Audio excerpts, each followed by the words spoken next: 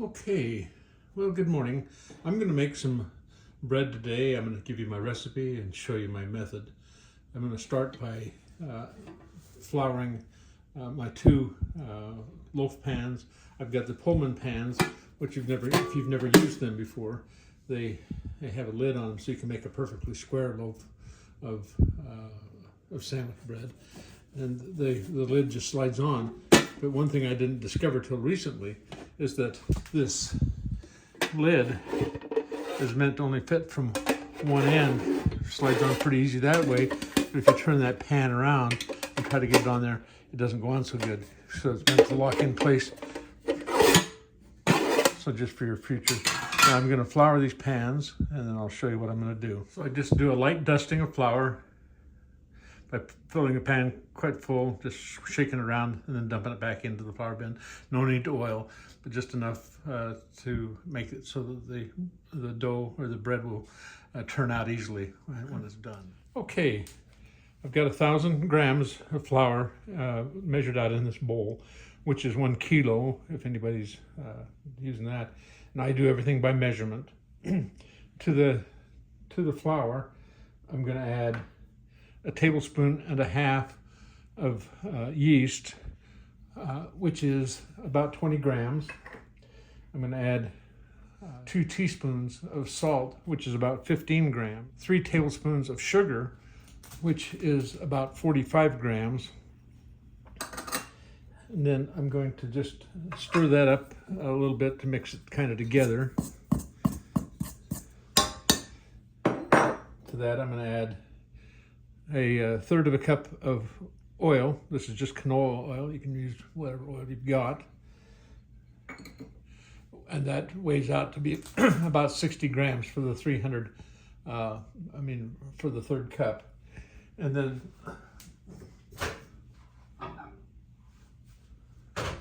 water, I've got about 2 cups, which turns out to weigh about 575 grams. Just put that together. Then I'm going to give it a little bit of a pre-stir, but just with my dough hook to kind of start to distribute things around.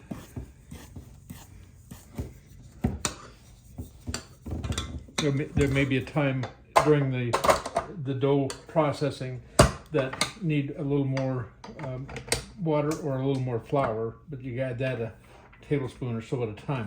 Then I just turn my mixer on to the first setting, and I'm just going to stir that till combined. Okay, you can see that dough is starting to come together. It's still having a little bit of a difficulty time picking up off the side of the bowl. Some of the flour is there. So I'll just take a rubber spatula and go in here and kind of give it a little assist.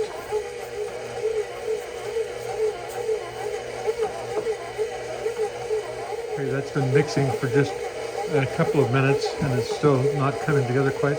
So I'm just going to drizzle in just a little bit more water to see if I can start to pick up some of that dough. And maybe just another little drop. So that's probably about not even quite a tablespoon that I've added since and you can see that dough is coming together nicely. And you can see that dough is mixing together nicely. The both sides are nice and clean.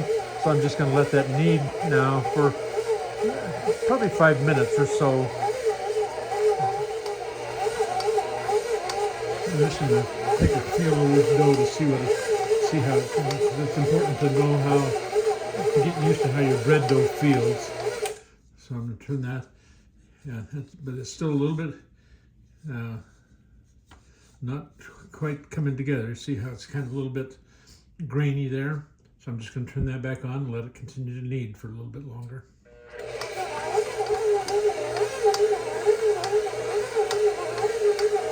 Okay, that's looking really good.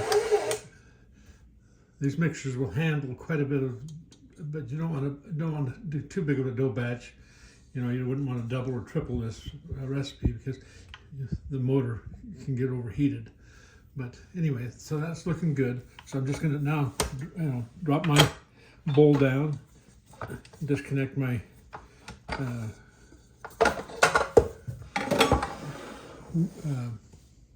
my dough hook, pull that out of there. The dough feels really nice.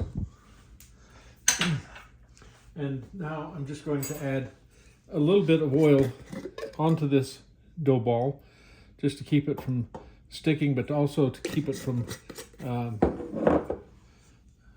developing any kind of a skin, because that's when your dough develops a skin, it quits rising. And so I'm just going to do that and just cover that. And then I'm going to set it in my warm place, which for me, I always just take and preheat my oven to the lowest temperature that could possibly do. And but anyway, there's no need to handle this anymore until it gets done rising. So that's going to take about, maybe 45 minutes. It's been 45 minutes in the warm spot, coming up with the dough rising, and it's nicely risen. And so now I'm just going to knock the knock some of the air out of it, and then I'm going to double check the weight. Okay, so my total weight at this point is 1,665 grams. And so, but I've decided I'm going to make a pan of rolls with half of it and make a loaf of bread with the other. So I'll cut the rolls off first and get those separated out.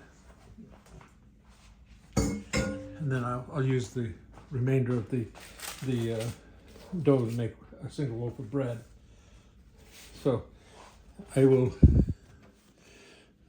be looking to cut to shape my rolls in about 70 gram rolls.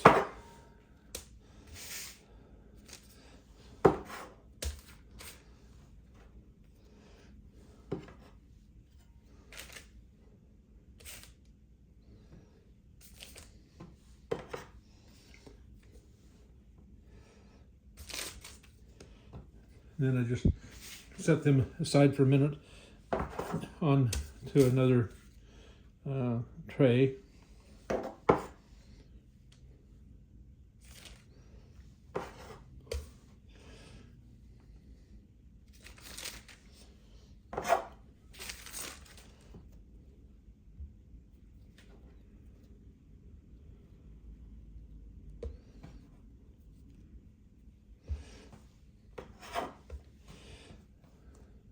Anyway, okay, I've got my dough balls cut. I haven't got them shaped yet.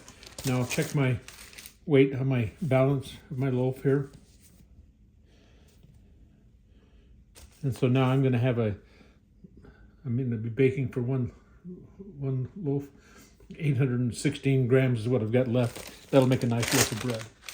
Now, what I'll do now is just start to shape this. Just give this a little bit of a shape and try to get it. And sometimes you have to let this set for just a minute or two to let the dough relax so you can shape it. But I try to get it as even as I can from end to end. And sometimes you have to just shake it a little bit and do that. This is working nicely. The dough feels really good today. So I'm just going to set that aside for just a second and cover that while I'm done with my scale, because I've got everything weighed. Now, what I'm going to do here is just take my dough balls and just start to shape them, and I'll just roll them out here with my, I try to do two at a time. I'm not exactly great at it, but they come out. And sometimes you have to give a little extra mushing around to make them smooth.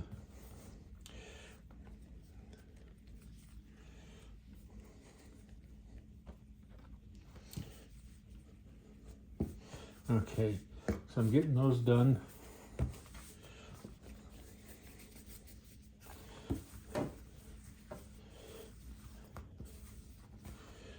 and I'll be back in.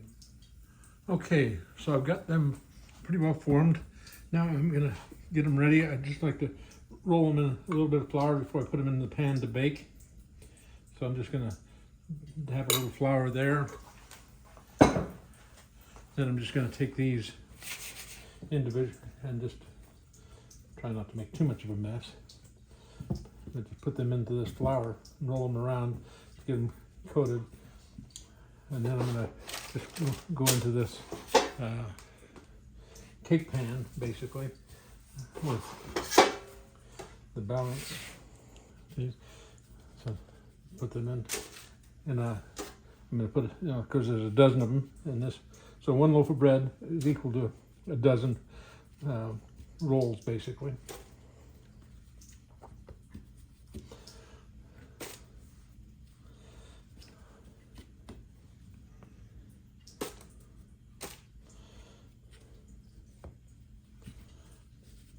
And they don't need to be too floured, just so knock off some of the excess as you can. But it doesn't hurt to have more flour on there because it just works.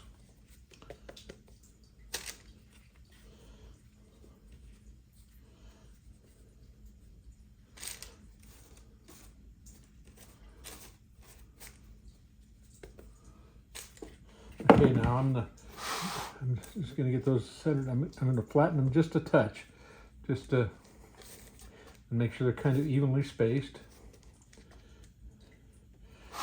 And then I'm going to take my loaf of bread. Now, this bread has already risen quite a bit from when I formed it just a minute ago, because the dough is still warm, so it's a very active yeast culture going on there. So the bread is fermenting and rising as we're working with it. So I'm just going to roll the bread again in flour, get it as shaped as evenly from end to end as I possibly can. Put that into my regular bread pan and do my best to get it even from end to end, so I don't end up with a large crown or taller in the middle than I am on the ends. Try to make it as square, as even as possible. And then the next thing I like to do is just take my paring knife and run a slit right down the bread at this point in time, so that it opens that top up and allows it to rise again, to get rid of some of that crowning that can happen. And I haven't done this before, but I'm going to try doing a little cut in the top of each of these rolls too, to let them expand.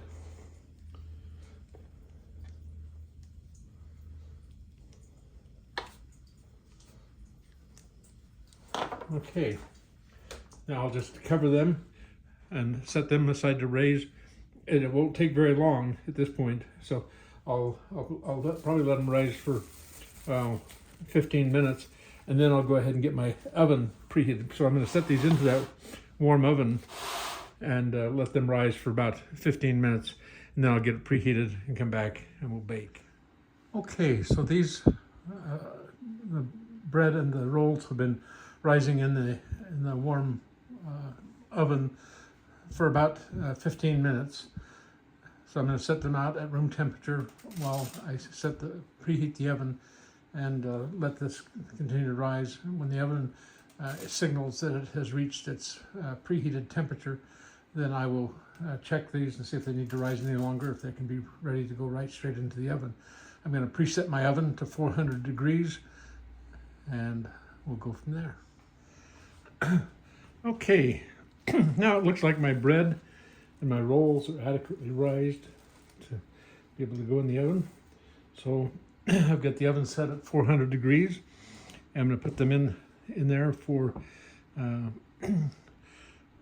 it'll take 30 minutes, but I always set my oven for about my timer for about 25 minutes. And then if it's not done at 25 minutes, I can leave it in for a little extra. Now the other thing I do is as soon as I put it in the oven, I put in a handful of ice cubes. I just throw that in the bottom of the oven. That creates a little steam that helps the air in the oven to be more humid so the bread doesn't crust quite so early, which will allow it to rise a little bit more before it develops a crust. It's been 25 minutes, so I'm going to pull these things out of the oven, check them to see if they are ready to be done, or if I need to put them in for a little longer.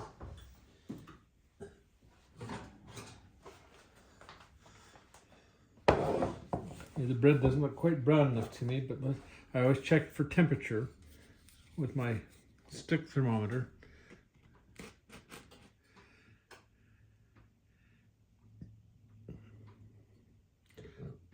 So it's only reading 154, 155 degrees, so it's not quite done yet. It needs to be to 100, about 190.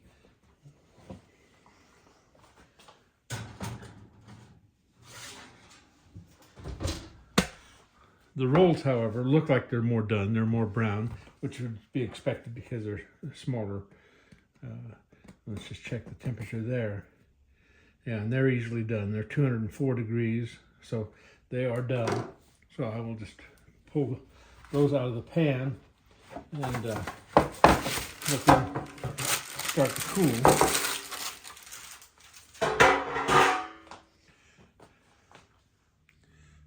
What I like to do with both the bread and the rolls is to brush some butter on the top to help soften that top crust, add a little extra flavor. So I just do that kind of quickly. And it doesn't have to be quickly, I just want to be able to melt the butter. The rolls are going to stay hot for a while, so.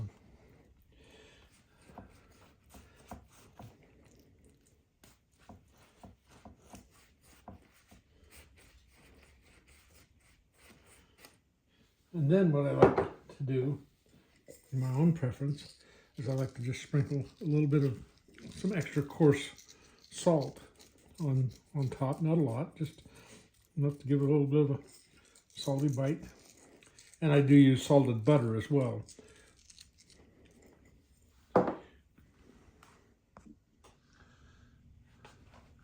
Well, I've taken the bread out of the oven finally, and it's nice and browned, and the temperature reads 194 degrees internal temperature, so it's definitely done.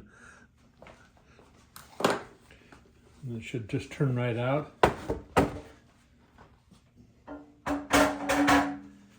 And nice color all the way around it. And I will brush the top first and get the salt on there while the butter, so the salt can stick to it. But then I'll brush the ends and the sides too, just to soften it up just a touch. Anyway, it smells delicious in here. The bread is wonderful.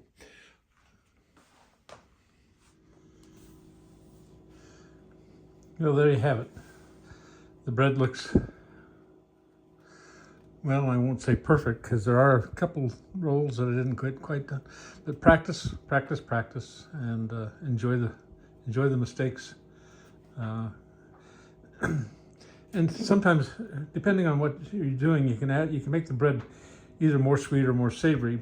You can add a little more sugar, a little less sugar. You can add more salt. I've made it with, instead of 2 teaspoons of salt, I've made it with 3 for that size batch, and it turned out very nicely. So anyway, enjoy the bread.